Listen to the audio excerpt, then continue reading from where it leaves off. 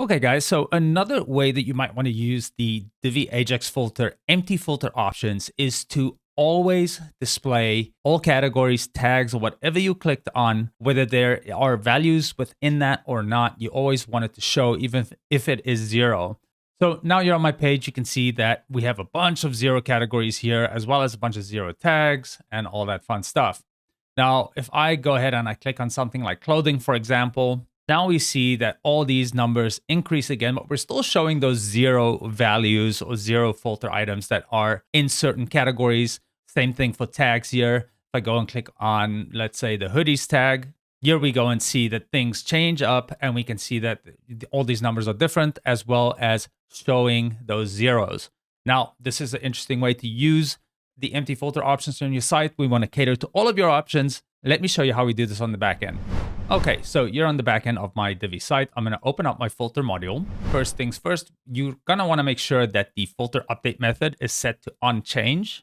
And you're also going to want to make sure that the update filter count and empty options for clicked item is set to yes, because we want to update the clicked filter also, so our main active filter, as well as all the other options.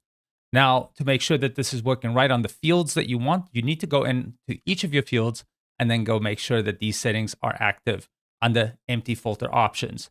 So empty options right here, we're going to say show empty filter options, yes. And then the other thing that we are going to want to do is make sure that for our checkboxes and radios that we are displaying the filter count. It's just a better way to show users what's actually happening and how it is working. And with those settings set, now we're going to see all those zeros on the page for both your primary click category and all of the other options on the page. And that's an easy way to go and set this up and give your users more flexibility. Now, if you want to see some other ways to utilize the empty filter options in Divi Ajax Filter, check out the documentation or our YouTube channel, where you'll find more information and different ways to make the most out of your investment. So with that, that's going to be it from me. I'll catch you in the next one.